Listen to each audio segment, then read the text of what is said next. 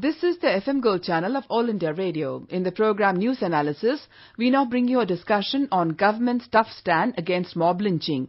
The participants are Ashok Tandon, political analyst, and KV Prasad, journalist.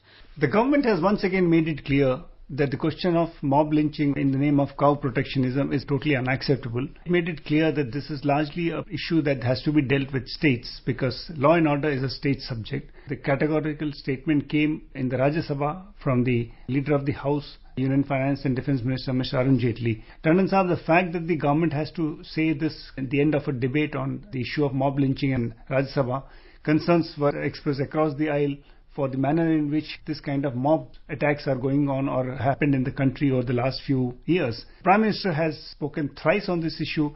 The Home Minister has spoken to state chief ministers. And of course, the Parliament and Rajya Sabha took note of it and discussed it. How do you see the whole developments?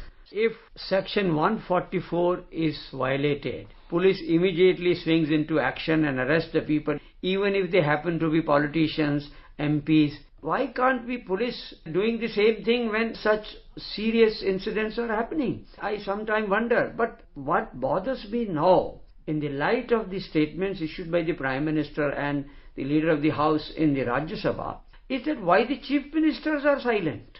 Irrespective of the fact that the state is governed either by the BJP or any non-BJP, particularly the Chief Ministers of the concerned states, where such unfortunate incidents are happening, they have not come out openly and categorically like the statement given by the Prime Minister and Arun Jaitley.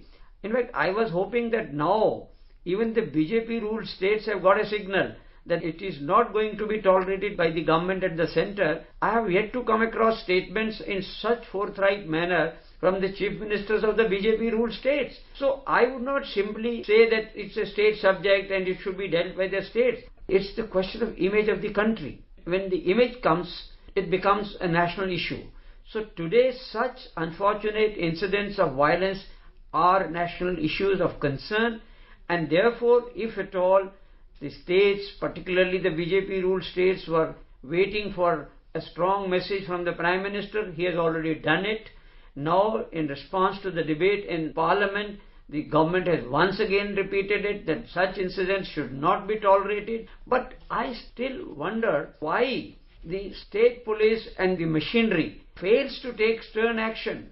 At least the perception should be that such incidents are generally not being tolerated. Unfortunately, that strong message is yet to be translated at the ground level. Mr. Tandon, you're right in the fact that in many states, the chief ministers themselves hold the home portfolio, which means the law and order department directly comes under the state. For the benefit of our listeners, Mr. Arun Jaitley, concluding the debate, has said two things. If we are to create an atmosphere in this country where we can get rid of this problem, which has arisen on account of some people taking law into their hands, I reiterate once again, I need not reiterate the relevance and high importance of cow in India's culture. The government stand is very clear, is allowed to do that. That means allowed to take law into the hands. There is no racialization. No argument of sentiment being heard can be an explanation for this, and the government is absolutely committed. Whoever is the culprit, the state government have a responsibility. A written advisory has been sent. Home Minister has spoken to each of those states. As far as you said, a very categorical and clear message from the government of India has come. Also, you pointed out, this is something is tarnishing the image of this country. At a time when India's global image is very good, it is a destination people are looking at not only for investments, also as a country of strategic importance. Where do you think something is lacking in this whole episode? First of all, I somehow suspect some kind of conspiracy also, because vested interests are there. And you can exploit people on a very frivolous situation, also trivial issues. And if somebody is exploiting that situation, why can't those elements be exposed? What is happening to the intelligence network, both of the centre and the state? So if the centre has got some intelligence inputs about such conspiracy to malign the country's image, then I think the input should be shared with the states. And states should obviously swing into action. Somehow I have a feeling, as you very rightly said, that in most of the states the Home Department is with the Chief Ministers. But it seems that the Chief Ministers are not acting like Home Ministers. Either they have forgotten that they are the Home Ministers. Normally during my discussion with people, recall Sardar Vallabhbhai Patel. He was the Home Minister of the country. And during those disturbed days, he would not go to sleep until he has spoken to all the chief ministers to ensure that the public order is there. Today, why can't each of the chief ministers act like Sardar Patel and ensure that public order is in place? After all, they are also accountable to the people. They are elected representatives. Why are they not acting? This question is not being answered by the states, irrespective of the fact whether the state is under BJP rule or any other party rule. So I think we need to create a very strong public opinion against such incidents, and there the media has a role to play. By highlighting such incidents, media is playing its role. As a result of that discussion in both houses of parliament, universally everybody condemned it. So I think if this situation is not coming under control and the Prime Minister feels that the states are not acting the manner in which they should, I would suggest that the Prime Minister should convene a meeting of the Chief Ministers and then send another clear message to them. I think situation is not gone out of control. These incidents are still stray incidents. There is no pattern involved in it. But the fact remains these are very unfortunate incidents, and therefore, if necessary, as has been said by Arun Jaitley in the House, advisories have been sent out to the states. Home Minister has spoken to the Chief Ministers. But somewhere something is lacking, and I would say that the blame lies with the Chief Ministers. In fact, Mr. Jaitley's remarks did mention that we have laws in place, and if any incident, of course this was talking the question of Dalit atrocities, because some of it is linked to the attacks on Dalits, because majority of people who carry this trade, in particular cleaning the carcass and lifting of the cattle and other things in terms for other. So this has been done by the community who comes from. So he said, if any such incidents where the state police is not acting is brought to the notice of the centre, the government would not think twice of requesting the state government, advising the state government, even asking them for a report as far as these incidents are concerned. To deal with these incidents of atrocities against Dalits, we have strong laws in place. The government is fully committed as far as the protection is concerned. So the government of India is very clear that there is no room for any ambiguity on this case. The political message which the government of India has sent now, which came earlier with the Prime Minister making his very, very categorical remarks. One issue that the Prime Minister did mention, that there is a possibility that anti-social elements have crept into this whole thing and exploiting situation under the garb of those protecting the cow, or cow vigilantism as people have started calling it. How do you see that in these conjunctions? I agree that anti-social elements are exploiting the situation. In fact, in one of his statements, the Prime Minister said that the people who in the morning become Go Rakshak are actually the antisocial elements, are the criminals who do criminal activities at night. I don't think you expect more stronger words than this to define and describe those elements. But when law and order breaks down, or there are any untoward incidents of serious nature, and then there is a public pressure, invariably our police force acts under pressure and they bring the culprits to the book. Although very unfortunate incidents which should not happen, but whenever there are incidents of rape and there is a public pressure or public outcry, at least the culprits are booked. They are arrested within 24 hours. So why can't we arrest such elements and they still seem to be enjoying a lot of impunity? So I think it's a serious issue. It should be debated above politics, above party lines, and that consensus was reflected in the House during the discussion, and I think the entire House was apparently satisfied with the reply given by the Minister. And in view of all this, I do hope that in the coming days such incidents will come to an halt and state machinery would be visibly seen acting rather than only talking about it. We must get results on the ground. The whole world is watching about India, a country which is emerging as a superpower, still having such unfortunate incidents.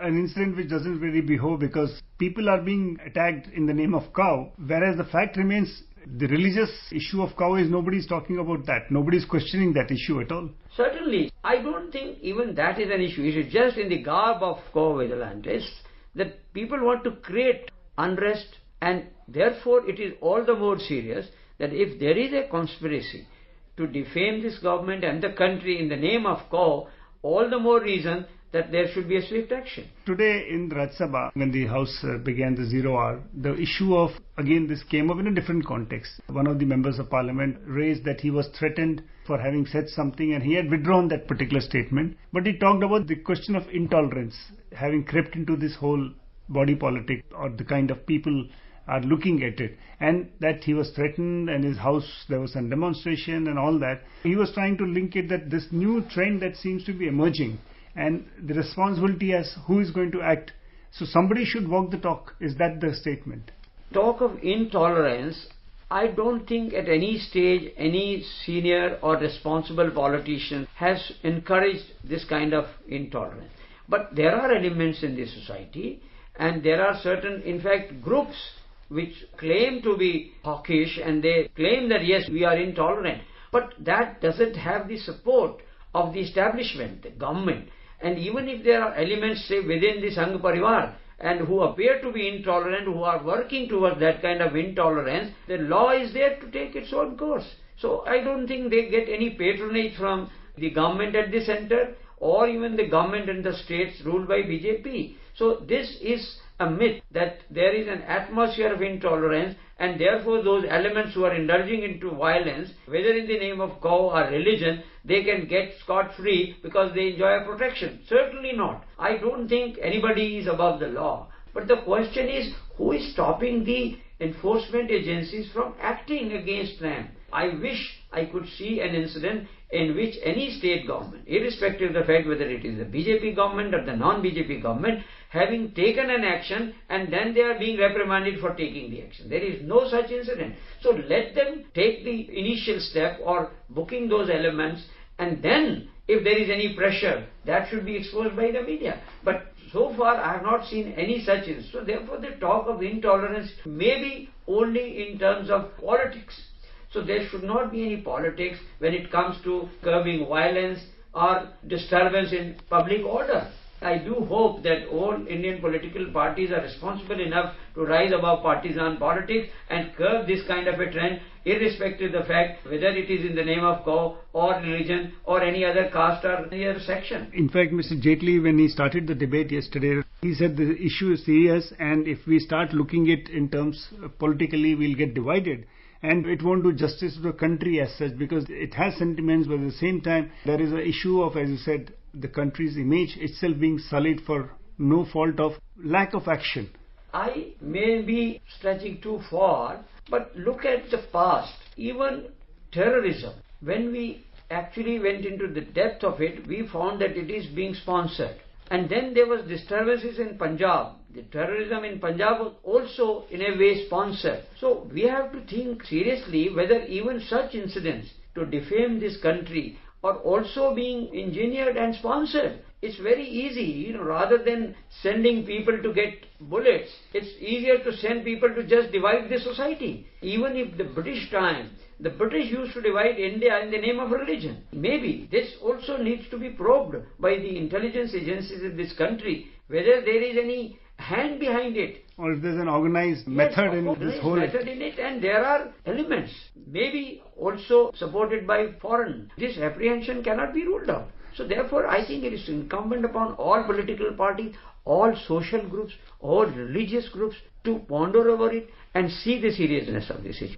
The whole essence comes down to is, if a mob is taking law into his hand, the state governments will have to automatically step in and take an action. And I think that message is very loud and clear. I'm sure in days to come we'll see some action from states, and this whole attempt to try and rob away the country of its image. Thank you very much, sir.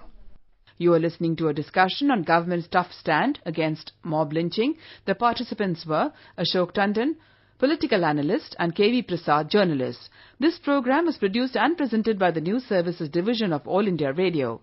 This program is also available on our website newsonair.nic.in. You may email your opinion about this program at airnsdtalks@gmail.com.